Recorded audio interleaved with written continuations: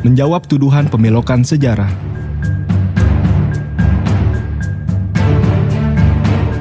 Jagadmaya dihebohkan dengan isu pembelokan sejarah kemerdekaan Indonesia yang katanya dilakukan oleh Sadah Alauddin, keturunan Hadramaut, Yaman. Tersebarnya luas informasi ini mengejutkan masyarakat dan tidak sedikit yang terpengaruh dengan informasi yang disebarkan dan terhasut proyek operasi adu domba ini. Lalu benarkah seluruh tuduhan tersebut? Video ini akan menjawab seluruh pertanyaan terkait sejarah dan tuduhan pemalsuan sejarah oleh Alauddin lengkap dengan referensi footnote di bagian bawah layar Anda, sehingga Anda dapat melakukan konfirmasi atas kebenaran seluruh informasi di dalamnya.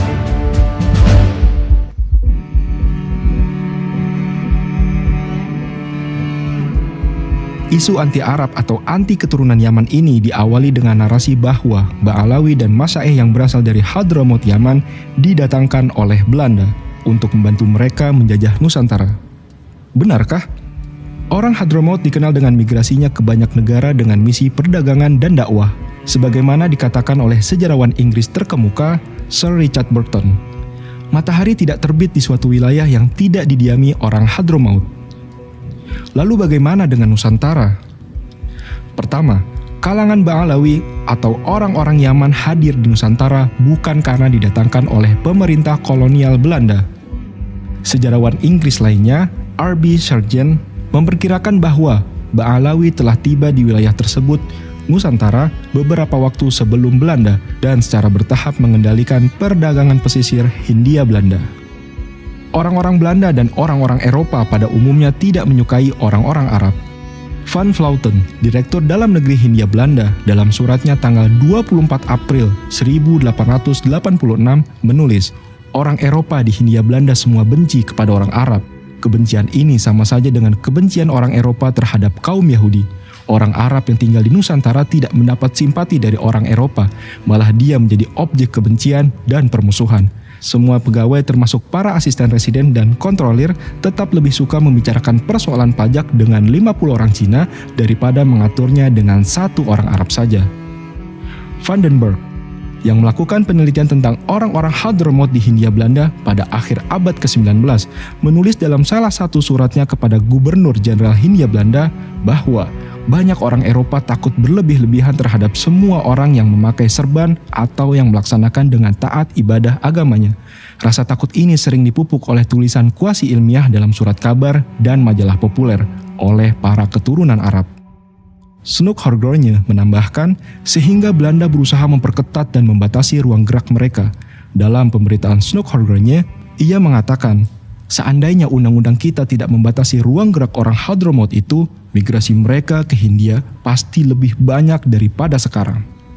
Jika orang-orang Arab didatangkan untuk dipekerjakan oleh Belanda, dengan asumsi bahwa mereka dipekerjakan di perkebunan atau industri yang diadakan oleh pemerintah kolonial atau pengusaha Belanda, tentunya mereka perlu menghadirkan orang-orang Arab dalam jumlah yang besar untuk dipekerjakan di dalam perkebunan dan industri kolonial yang jumlahnya banyak itu. Terlebih lagi jika memang betul orang-orang Belanda tidak mau mempekerjakan masyarakat pribumi. Masalahnya, hal semacam ini tidak disebutkan di sumber-sumber sejarah yang ada dan tidak pernah didiskusikan pula oleh para akademisi. Hendaknya mereka yang membuat klaim semacam ini menghadirkan bukti dan menunjukkan sumber-sumber yang terpercaya tentang hal ini.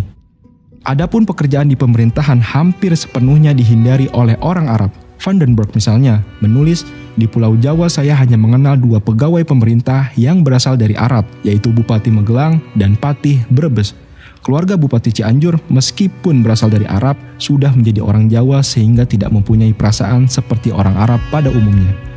Raffles menyebutkan dalam The History of Java bahwa di antara orang Arab banyak pedagang, tetapi mayoritas adalah ulama. Lalu apakah kita hendak mengatakan bahwa seluruh pegawai pemerintah kaum pribumi sebagai antek Belanda?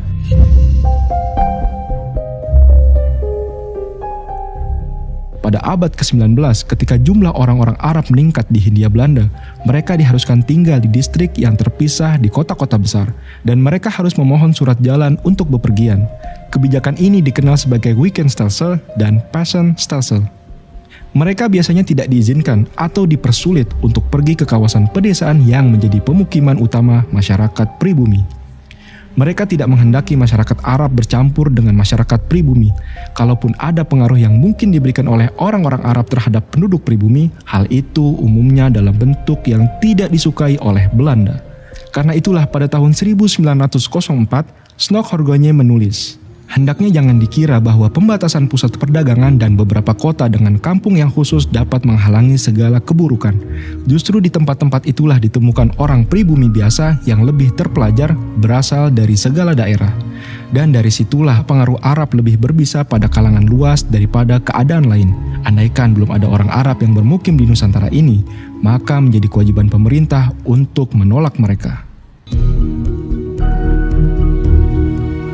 Benarkah statement bahwa Ba'alawi tidak pernah ikut berjuang di dalam kemerdekaan? Era kebangkitan di awal abad ke-20. Pada awal abad ke-20 yang merupakan era kebangkitan Islam dan juga kebangkitan nasional, telah muncul sejumlah organisasi pergerakan yang berkembang ke arah cita-cita kemerdekaan. Bahkan sejak akhir abad ke-19, sebagian kalangan Ba'alawi seperti Ali bin Syahab, Abdullah bin Alwi Alatos, Abdul Qadir Al-Idrus, Sahal bin Sahal, dan Muhammad bin Abdul Raham Salabiyah atau Al-Idrus, dan orang-orang Arab selain Ba'alawi telah terlibat dalam gerakan pan-Islamisme. Mereka menjalin hubungan dengan Turki Utsmani dan mengkritik pemerintah kolonial Belanda lewat tulisan di media-media pan-Islam di Timur Tengah, seperti Maklumat, Tamarat Al-Funun, Liwa, dan Mu'ayyad. Snoeck-Horgogne berulang kali menunjukkan kekesalannya di dalam surat-suratnya kepada pemerintah kolonial terkait tulisan-tulisan orang Arab yang dianggap merugikan Belanda.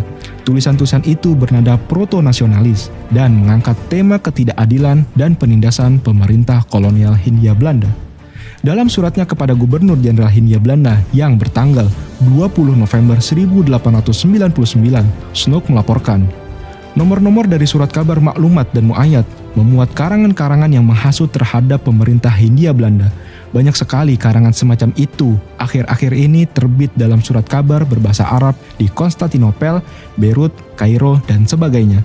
Seperti terbukti kembali dari terjemahan-terjemahan yang disampaikan bersama ini, kegiatan pan-Islam yang terdapat pada redaksi surat-surat kabar dalam hal ini dikendalikan melalui surat menyurat orang Arab di negeri ini dan surat menyurat kaki tangan mereka yang berkemauan buruk di Malaya dan Singapura. Wartawan-wartawan yang melihat betapa bersemangat orang membuat berita-berita tentang mereka dan menganggap berita-berita itu benar tanpa penyelidikan atau kritik, terus memberikan gambaran tentang pemerintah, daerah jajahan dengan cara yang sangat menimbulkan rasa kebencian. Berita ini sebagian didapat dari fakta-fakta khayalan dan sebagian dari keadaan yang digambarkan secara palsu. Karangan-karangan itu lalu berpengaruh pula pada banyak orang Arab di negeri yang membacanya ini, serta kepada orang pribumi yang memberitahu tentang isinya. Terlepas dari akurasinya, tulisan-tulisan tersebut jelas mengganggu pemerintah kolonial Belanda dan berusaha membangun keadaan masyarakat di negeri jajahan tentang keadaan mereka yang tertindas. Di antara penulis atau sumber informasi dari tulisan-tulisan yang mengkritik pemerintah kolonial itu adalah Said Hussein Alatos dan seorang yang menggunakan nama pena Saifuddin Al-Yamani yang menurut Snoeck adalah Said Hadramaut yang tinggal di Singapura. Artikel-artikel ini kadang secara mendetail menceritakan tentang kebijakan kolonial yang merugikan masyarakat Arab di Hindia Belanda serta warga Muslim pada umumnya. Salah satu artikel di Mu'ayyad bertanggal 5 September 1899 yang berjudul Pemerintahan Sewenang-wenang di Jawa dan dibuka dengan kalimat berikut. Tidak ada suatu yang tepat menyerupai zaman-zaman kebiadaban dan kekerasan barbar yang sewenang-wenang terhadap ras yang patut dikasihani, seperti perlakuan para penguasa Belanda terhadap orang-orang Muhammadan dan orang-orang asing di Pulau Jawa. Tokoh-tokoh Ba'alawi dan orang-orang Arab selain Ba'alawi atau Masyaikh mendirikan organisasi Islam modern pertama di Indonesia, yaitu Jamiat Khair pada tahun 1901. Jamiat Khair mendirikan sekolah Islam modern pada tahun 1906. Pada tahun yang sama, 1906, organisasi yang pada awalnya hanya dianggotai oleh orang-orang Arab ini mulai menerima masyarakat Muslim lainnya atau non-Arab sebagai anggota. Tokoh-tokoh besar perjuangan bangsa seperti Hos Cokro Aminoto dan pendiri Muhammadiyah K. Haji Ahmad Dahlan kemudian menjadi anggota Jamiat Khair. Bukan hanya itu, tokoh-tokoh Jamiat Khair banyak berperan di awal terbentuknya Sarekat Islam yang merupakan alat perjuangan di era pra-kemerdekaan. Rapat-rapat Sarekat Islam kadang diadakan di kantor Jamiat Khair di Batavia atau organisasi rekannya di Surabaya. Orang-orang Arab memainkan peranan penting sebagai penasihat. pembimbing keagamaan, serta penopang keuangan sepanjang tahun-tahun awal Syarikat Islam. Pramudia Anantatur di dalam Sang Pemula menganggap bahwa penggunaan nama Budi Utomo mendapat pengaruh dari nama Jamiat Khair. Sementara Haji Agus Salim, sebagaimana dikutip oleh Robert Van Niel, menyebutkan bahwa banyak anggota Budi Utomo dan Syarikat Islam yang sebelumnya merupakan anggota Jamiat Khair. Korver dalam bukunya, Syarikat Islam, menyebutkan bahwa dalam salah satu rapat Syarikat Islam di Batavia pada tahun 1913, Ketua Jamiat Khair dengan berapi-api menyampaikan uraian tentang pendidikan dan kemajuan, yang di dalamnya sekolah-sekolah Jamiat Khair disebutkan sebagai contoh. Pada bulan Juni 1916, Kongres Syarikat Islam di Bandung menetapkan sebuah komite mendirikan sekolah guru. Untuk rencana itu akan dihimpun dana sebesar 80.000 gulden dalam waktu 3 tahun. Yang ditunjuk sebagai ketua komite tersebut adalah Abdullah bin Alwi Alatos, dan yang menjadi wakil ketua adalah sang pahlawan besar bangsa, Hos Cokro Aminoto. Abdullah bin Alwi Alatos bukan orang asing di Syarikat Islam. Ia tercatat sebagai penasehat Syarikat Islam Batavia pada tahun-tahun sebelumnya. Banyak Ba'alawi lainnya yang terlibat di dalam Syarikat Islam, di antaranya Said Hasan bin Sumaid, yang merupakan salah satu petinggi Syarikat Islam di Surabaya, dan juga Ketua Komite Hilal Ahmar di Hindia Belanda, yang mana Cokro Aminoto menjadi wakilnya dalam komite ini, bertujuan membantu para korban perang di Turki. Dalam utusan Hindia tanggal 7 Maret 1916, disebutkan tentang Said Abu Bakar, Presiden Syarikat Islam Lasem atau Rembang, yang menjadi tamu dalam pertemuan Syarikat Islam Kudus dan berbicara pada kesempatan itu dalam bahasa Jawa. Pada hari berikutnya, 8 Maret 1916, utusan Hindia memberitakan tentang wafatnya Said Ali bin Abdurrahman bin Syahab di Makassar, dan menyebutkan bahwa beliau ada bagian juga di dalam kemajuannya Syarikat Islam di Makassar. Dan pada satu waktu beliau sudah angkat bicara di dalam Verdagring Syarikat Islam Makassar, pidato yang mana disetujui benar-benar oleh Tuan Cokro Aminoto lantaran dari elok dan pentingnya. Lalu ada petisi Sutarjo, petisi yang berisi mengenai permohonan kepada pemerintah Belanda agar Hindia Belanda mendapat hak otonomi untuk menjalankan pemerintahan secara mandiri. Petisi Sutarjo merupakan salah satu peristiwa penting di era kebangkitan nasional, diajukan di Foxrad pada tahun 1936. Petisi ini disampaikan oleh Sutarjo bersama beberapa rekannya di Foxrad, yaitu Ratu Lenji, Kasimo, Datu Tumanggung, Kokwationg, dan Alatos. Yang disebut terakhir ini adalah Abdullah bin Salim Alatos, ayah dari Ali Alatos yang nantinya menjabat sebagai Menteri Luar Negeri Indonesia selama beberapa periode. Termasuk sang pelukis legendaris yang wafat di tahun 1880, Raden Saleh. Beliau memiliki nama asli Saleh Syarif Bustaman bin Husin bin Yahya. Lukisan-lukisan indahnya menjadi saksi yang menggambarkan kondisi penjajahan pada saat itu. Keluarga keturunannya kini pun turut tercatat dan memiliki buku nasab sebagai keluarga besar Robitoh Alawiyah.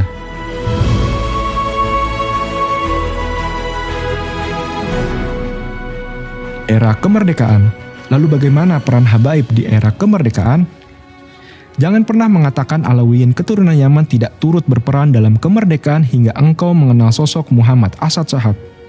15 hari pasca kemerdekaan Republik Indonesia, tepatnya tanggal 2 September 1945, Arabian Press Board atau APB resmi didirikan atas ide dari Muhammad Asad Shahab bersama kakaknya Zia Shahab dan Hussein Al-Habsyi. Wartawan, sejarawan, serta penulis ternama Solihin Salam yang menulis lebih dari 64 buku biografi tokoh nasional mengatakan, sesudah diproklamasikan kemerdekaan Indonesia pada 17 Agustus 1945 oleh Soekarno dan Hatta, praktis kita belum memiliki media massa yang mendukung proklamasi kemerdekaan dan ikut mempertahankan kedaulatan negara Republik Indonesia. Kantor berita APB sengaja menggunakan nama Arabian Press Board untuk menarik perhatian dunia Islam serta Timur Tengah sekaligus mengelabui pihak sekutu dan Belanda dengan menggunakan kata Arabian. Mereka pasti berpikir ada kaitan dan hubungan dengan dunia Islam dan Timur Tengah. Apabila mereka hendak bertindak keras, pasti berpikir 1000 kali terhadap dampak dan akibatnya nama sekutu dan Belanda di Timur Tengah.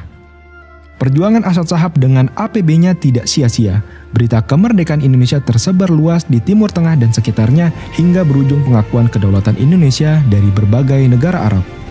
Wakil Presiden Republik Indonesia Muhammad Hatta dalam sambutan buku Diplomasi Revolusi Indonesia di Luar Negeri mengatakan kemenangan diplomasi Indonesia yang dimulai dari Kairo karena pengakuan Mesir dan negara-negara Arab lainnya terhadap Indonesia sebagai negara yang merdeka dan berdaulat penuh.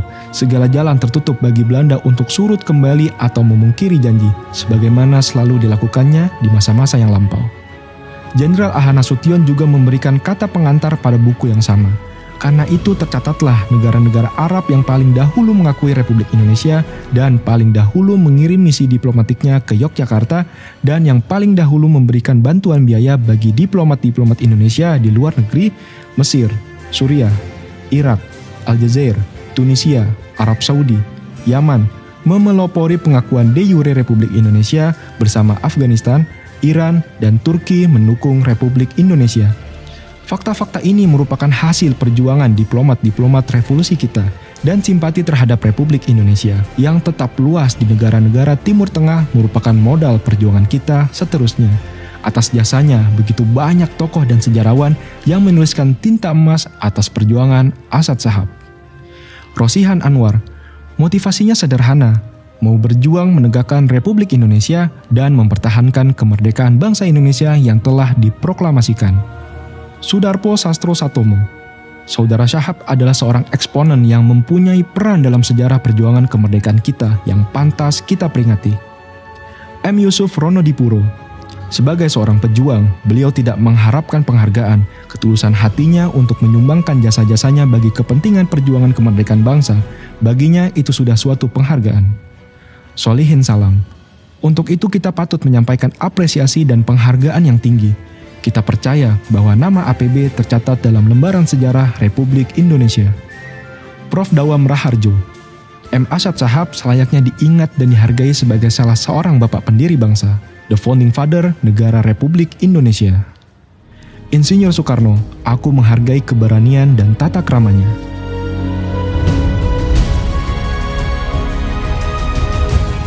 Perkenalkan sosok Husein Mutahar, sosok ajudan kepercayaan Insinyur Soekarno. Husein Mutahar merupakan sosok penting terkait dengan kemerdekaan. Sebagaimana ditulis oleh media Kompas, Husein Mutahar bernama asli Habib Muhammad bin Husein Al-Mutahar, merupakan seorang pejuang kemerdekaan. Ia tidak hanya dikenal masyarakat Indonesia sebagai komponis, melainkan juga Bapak Paskibraka Indonesia. Beliau berkarir di Angkatan Laut Republik Indonesia dan di awal kemerdekaan menjalani tugas sebagai Sekretaris Panglima Angkatan Laut Muhammad Nazir. Beliau diajak menyertainya bertemu Presiden Soekarno di Yogyakarta. Tak lama setelah pertempuran 5 hari di Semarang, Jawa Tengah Oktober 1945, Bung Karno kemudian mengambilnya sebagai ajudan dan menaikkan pangkatnya menjadi mayor. Pada 19 Desember 1948, Belanda melancarkan agresinya yang kedua. Presiden, wakil presiden, dan beberapa pejabat tinggi Indonesia akhirnya ditawan Belanda. Namun ketika Gedung Agung Yogyakarta yang dijadikan istana presiden dikepung oleh Belanda, Soekarno sempat memanggil Husein Mutahar. Dalam pertemuannya dengan Mutahar, ada hal penting yang disampaikan oleh Soekarno seperti yang dituturkan oleh Cindy Adam. Apa yang terjadi terhadap diriku, aku sendiri tidak tahu. Dengan ini, aku memberikan tugas kepadamu pribadi. Dalam keadaan apapun juga, aku memerintahkan kepadamu untuk menjaga bendera kita dengan nyawamu. Ini tidak boleh jatuh ke tangan musuh. Di satu waktu, jika Tuhan mengizinkannya, engkau mengembalikannya kepadaku sendiri, dan tidak kepada siapapun kecuali kepada orang yang menggantikanku sekiranya umurku pendek. Andai kata engkau gugur dalam menyelamatkan bendera ini, percayakanlah tugasmu kepada orang lain, dan dia harus menyerahkan ke tanganku sendiri sebagaimana engkau mengerjakannya. Bagaimana mungkin mempertanyakan nasionalisme Ba'alawi ketika lirik Hari Merdeka yang dikarang oleh Husein Mutahar justru berkata, sekali merdeka, tetap merdeka, selama hayat masih dikandung badan. Kita tetap